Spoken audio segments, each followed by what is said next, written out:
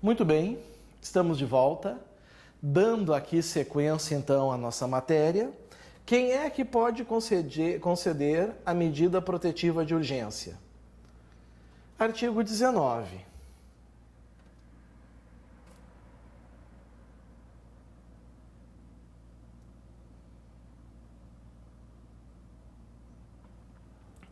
As medidas protetivas de urgência poderão ser concedidas, olha por quem? Pelo juiz. Juiz concede MPU. Juiz concede medida protetiva de urgência. De que maneira? A requerimento do Ministério Público ou a pedido da ofendida. Já percebemos uma coisa, e isso já andou caindo em prova. O juiz, certo? Ele não pode conceder medida protetiva de urgência de ofício. Ele não pode conceder medida protetiva de urgência de ofício. Tem que ser por requerimento do MP, tem que ser por pedido da ofendida. Se for por pedido da ofendida, o juiz ainda tem que dar vista ao Ministério Público, para o Ministério Público se manifestar, a não ser que seja um caso muito urgente. Olha o que diz o parágrafo 1º. As medidas protetivas de urgência poderão ser concedidas de imediato. Imediato. Ou seja, independentemente de audiência das partes. Significa que, de regra, dentro das 48 horas, o juiz vai marcar uma audiência. Ali o Ministério Público vai falar, a ofendida vai falar e ele vai decidir. Mas se for muito urgente, vai ser independente de audiência das partes e de manifestação do MP, devendo esse ser comunicado. Isso é o que nós chamamos de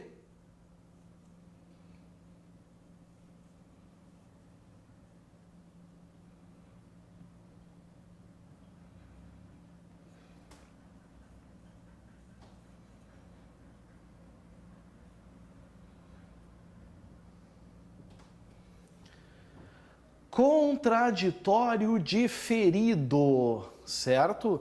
Porque a regra é qual? A ofendida faz o pedido, o juiz marca a audiência.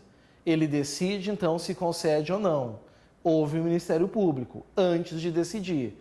Se é urgente, dependendo do caso, ela vai ser concedida de imediato, não vai ter audiência. E o juiz apenas comunica ao Ministério Público que decretou a medida protetiva de urgência. Mas cuidado, isso não quer dizer que é de ofício, pela iniciativa própria do juiz. Não, isso quer dizer que a ofendida fez o requerimento e o juiz, pela necessidade e urgência, de imediato concedeu. Tá aí, certo? Parágrafo 2º. As medidas protetivas de urgência serão aplicadas isolada ou cumulativamente. Isolada quer dizer apenas uma. Cumulativamente quer dizer mais de uma. E poderão ser substituídas a qualquer tempo por outras de maior eficácia, sempre que os direitos reconhecidos nessa lei forem ameaçados ou violados. Então imagina que o sujeito, ele, na verdade, fica ligando, telefonando para a vítima. O juiz disse para não se comunicar.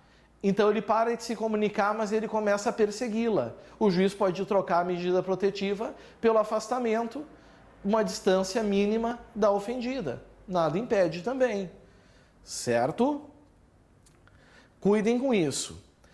Bom, e se o sujeito for teimoso? Se ele for daqueles caras que ele não obedece à medida protetiva, não, eu não vou obedecer. Aí o artigo 20 entra com tudo.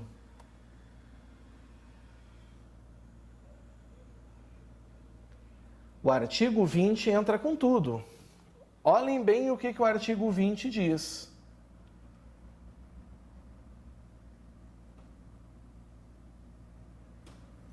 Em qualquer fase do inquérito policial, ou seja, em qualquer fase das investigações, ou da instrução criminal, ou seja, o processo criminal, caberá, a prisão preventiva do agressor. Decretada por quem?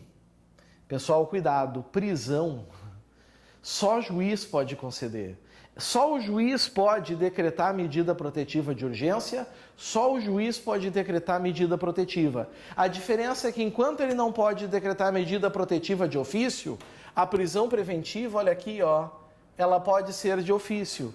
De ofício, por ele mesmo, a requerimento do Ministério Público, ou seja, por um pedido do Ministério Público, por um pedido do MP, ou mediante representação da autoridade policial. Representação é uma exposição de motivos, certo? É uma exposição de motivos. A polícia explica os motivos pelos quais a prisão preventiva tem que ser decretada, geralmente porque o agressor não está cumprindo as medidas protetivas, elas estão sendo infrutíferas, ineficazes, certo? Parágrafo único. O juiz poderá revogar a prisão preventiva se no curso do processo verificar a falta de motivo para que subsista, bem como de novo decretá-la se sobrevierem razões que a justifiquem. Então, daqui a pouco, a medida protetiva, meus amigos, é evitar contato com familiares, porque ele estaria coagindo pessoas que iriam depor.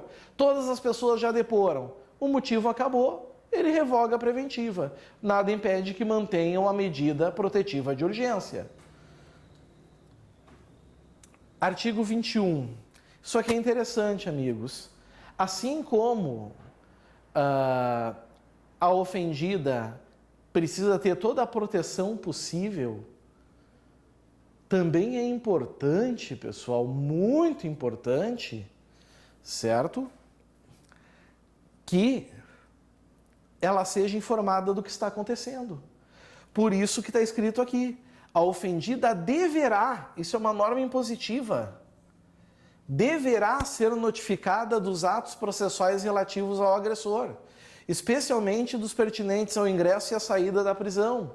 Imagina o choque que ela tem ao ver o sujeito na rua, próximo da sua casa, já estando em liberdade, sem ela saber, sem prejuízo da intimação do advogado constituído ou do defensor público.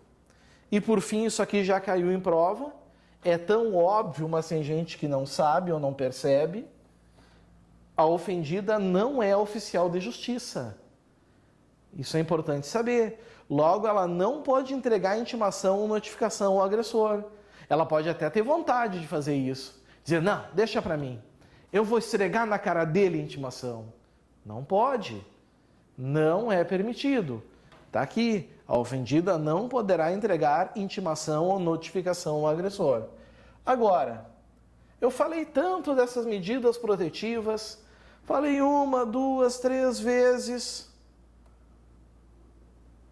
mas que medidas são essas? O artigo 22 traz um rol.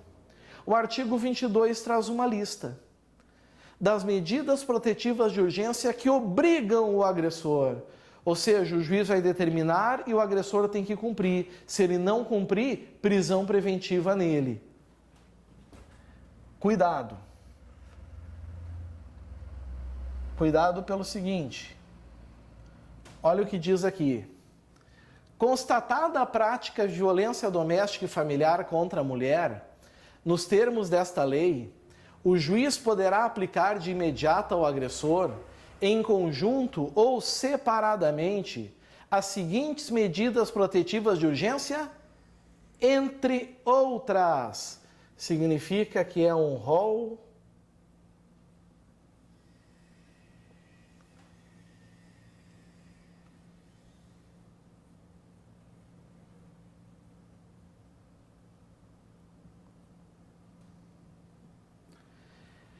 exemplificativo. Ou seja, aqui no artigo 22, nós temos exemplos de medidas protetivas de urgência, mas não são as únicas, certo? Não são as únicas. Nós podemos ter outras. Primeiro, suspensão da posse ou restrição do porte de armas, com comunicação ao órgão competente nos termos do Estatuto do Desarmamento. Amigos, é evidente. é evidente que o sujeito com arma, ele é muito mais perigoso do que o sujeito desarmado. Então, a suspensão ou restrição do porte de armas pode ser uma medida protetiva que o juiz vai estabelecer, certo? É um exemplo. 2. Afastamento do lar, domicílio, local de convivência com a ofendida. Às vezes o convívio ficou insustentável, seja pelo fato em si, seja pela sensação de perigo, então o juiz determina o seu afastamento. 3. Proibição de determinadas condutas, entre as quais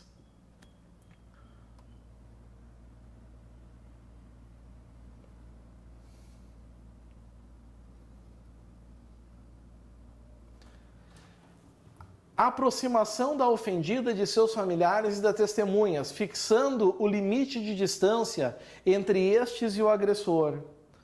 Ora, vocês já devem ter ouvido falar sobre essa medida protetiva. 150 metros de distância, 200 metros de distância, existe um raio e esse raio tem que ser obedecido. Logo no início, quando se considerou o caso Luana Piovani e Dado Dolabella como Lei Maria da Penha, o juiz estabeleceu uma distância de 100 metros.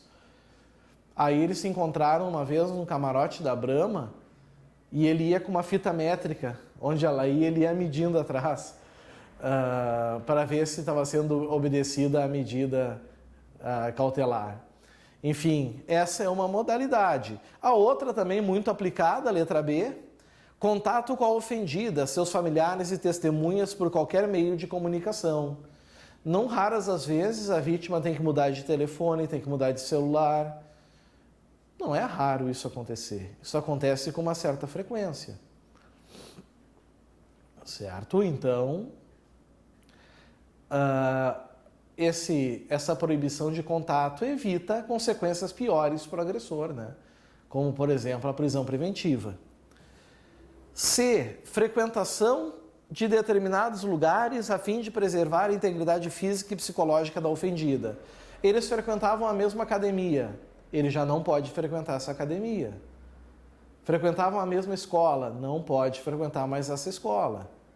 Ah, professor, e se ela resolve ir onde ele está? Bom, aí quem está restringindo a medida protetiva é ela. Não é ele quem está quebrando. Certo? Ele vai jogar futebol com os amigos e ela vai lá onde ele está. Não é ele que está indo onde ela está. É bom cuidar isso aí. 4. Restrição ou suspensão de visita aos dependentes menores. Agora, cuidado. Não é possível punir os menores pelas agressões do agressor, né? Pelas agressões que o sujeito pratica. Então, por isso que diz ali claramente: ouvida a equipe de atendimento multidisciplinar ou serviço similar. Essa equipe multidisciplinar, ela vai dizer se isso vai ser prejudicial para os menores ou não. Se for prejudicial, muito provavelmente o juiz não vai conceder essa medida protetiva de urgência. Caso contrário, ele pode aplicar também, principalmente se a violência envolveu um dos menores. 5. Prestação de alimentos provisionais por tempo indeterminado ou provisórios por um tempo determinado. Certo? Como eu disse, isso é um rol exemplificativo. Certo?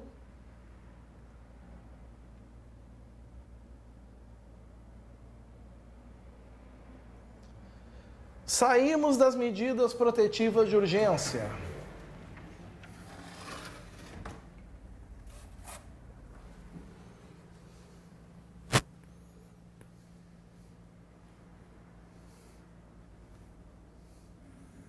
Entramos no 10.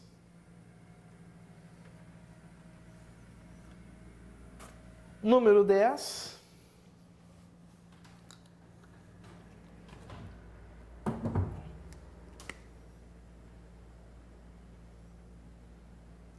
Crime de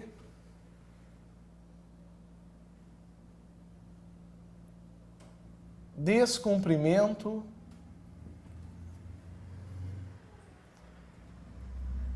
de medidas protetivas de urgência. Já vamos acostumar com MPUs. Aliás, sempre que o S aqui. Medida protetiva de urgência. Nós temos um tipo penal, famoso artigo 24A. Vamos dar uma olhadinha nele? Venham comigo. Artigo 24A diz o seguinte: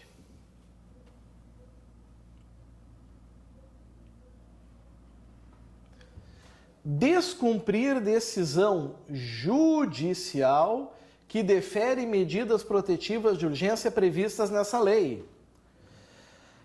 Lembram que eu falei para vocês nas características da Lei Maria da Penha? Eu informei aos senhores que dessas características é ela não criar tipos penais, essa exceção. Em 2018, criou-se um tipo penal, criou um crime aqui, certo? Nós temos um crime, ou seja, o sujeito recebeu uma medida protetiva de urgência, a vítima, contra o agressor, obrigando o agressor a alguma coisa, por exemplo, não se aproximar da ofendida. Ele se aproxima. Além de decretação de prisão preventiva, ainda é outro crime, ele acaba cometendo um crime da Lei Maria da Penha. A pena é de detenção de 3 meses a 2 anos, certo? É uma infração de menor potencial ofensivo. Todavia, vai se aplicar as regras da Lei 9.099? Não, porque em se tratando de Lei Maria da Penha, a Lei dos Juizados Especiais Criminais é incompatível. Ah, professor, mas e se quem determinou a medida protetiva não foi o juiz criminal, foi o juiz civil? Aí vai ser só crime de desobediência? Não, vai ser esse crime também. Olha o que diz o parágrafo 1º. A configuração do crime independe da competência civil ou criminal do juiz que deferiu as medidas. Então não importa se é um afastamento de corpos, não importa, amigos, se é a suspensão do porte de arma, não importa o que for, não importa qual juiz, desde que seja um juiz que tenha deferido medidas protetivas de urgência. Certo? Parágrafo 2º. Na hipótese de prisão em flagrante, apenas a autoridade policial poderá conceder fiança. Amigos, no Brasil, a divisão se faz assim, ó. Crimes que a pena não ultrapassa 4 anos, o delegado pode estabelecer a fiança. Crimes cuja pena máxima ultrapassa 4 anos, só o juiz pode estabelecer fiança. Ocorre que nós temos uma exceção aqui. Prisão em flagrante, só juiz pode conceder fiança. A autoridade policial não tem essa prerrogativa, certo? Ele não poderá conceder fiança. Só o juiz. Isso vai cair na tua prova. Fica bem esperto. E o parágrafo 3º, o disposto nesse artigo não exclui a aplicação de outras sanções cabíveis, como, por exemplo, prisão preventiva, certo? Como, por exemplo, responder pelo crime que gerou a agressão, a violência. Ok? Muito bem. Vencemos o item 10. Penúltimo item, entrando na etapa final.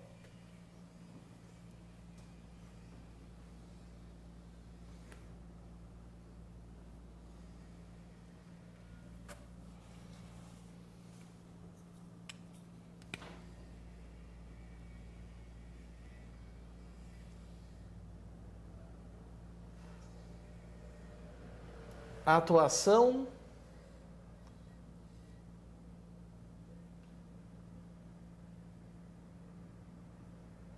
do Ministério Público, a atuação do MP. E eu já vou trabalhar com esse último junto também, que é o número 12.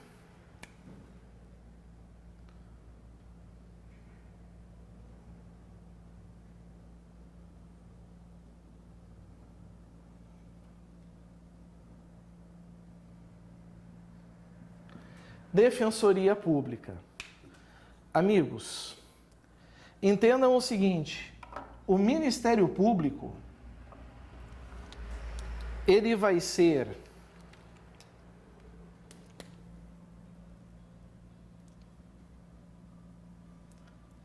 (99%) parte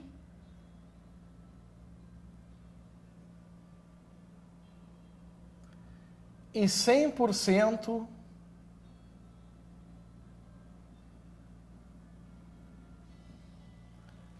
interveniente. O que isso quer dizer?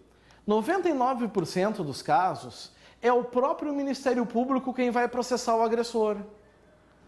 Lesão corporal, por exemplo, não é a ofendida que processa criminalmente o agressor, é o Ministério Público. Homicídio é o Ministério Público, sequestro, caso privado, o Ministério Público. Mas tem aquele 1% que vai ser a própria ofendida, como, por exemplo, os crimes contra a honra, calúnia, difamação, injúria. Nesses casos é a própria ofendida, só que o Ministério Público vai ser interveniente. O que isso quer dizer? Ele vai ser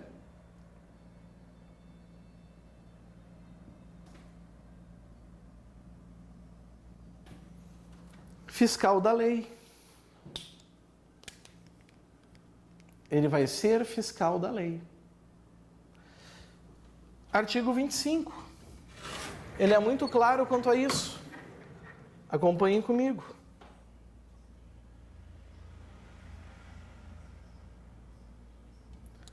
Da atuação do Ministério Público. O Ministério Público intervirá. Se fala intervirá, é norma obrigatória, impositiva, 100%. Quando não for parte. Quando ele é parte, é 100%, né? Nas causas cíveis e criminais decorrentes da violência doméstica e familiar contra a mulher. Ou seja, o Ministério Público, meus amigos, ele sempre vai atuar. Seja como parte, seja como custos legis, como fiscalizador. Mas nós sempre vamos ter a figura dele. Cabe ao MP, sem prejuízo de outras atribuições, então nós temos agora um rol aqui exemplificativo. Nos casos de violência doméstica familiar da mulher, quando necessário, requisitar força policial. Às vezes é preciso porque o agressor não está querendo colaborar, não é verdade? Requisitar força policial, serviços de saúde e educação, fiscalizar os estabelecimentos de atendimento à mulher. Vejam, fiscal da lei, Ministério Público tem papel fiscalizador. Cadastrar os casos de violência doméstica familiar contra a mulher. Em quem incumbe a isso? Ministério Público. E por fim, nós vamos ter a Defensoria Pública. Nosso último ato da Lei 11.340. Meus amigos, o artigo 27, ele diz o seguinte: em todos os atos processuais, cíveis e criminais, a mulher em situação de violência doméstica e familiar deverá estar acompanhada de advogado, ressalvado o previsto no artigo 19 dessa lei. O que está querendo dizer aqui é algo muito simples, prezados, mas muito simples mesmo. Significa que toda vítima de violência doméstica precisa estar amparada pela defensoria, por um advogado, que o Estado vai conceder para ela. Então, para tudo que ela for fazer, vai ter um advogado. Só tem uma exceção. Só tem um caso que ela não precisa de advogado, que é requerer medidas protetivas de urgência. Para requerer medidas protetivas de urgência, não há necessidade de advogado. Caso contrário, ele se faz necessário. Certinho? E assim, a gente fecha a Lei Maria da Penha, a Lei 11.340 de 2006. Eu quero agradecer a atenção, o carinho de vocês e nos encontramos numa próxima aula para um outro tema de direito penal. Um grande abraço, tchau, tchau.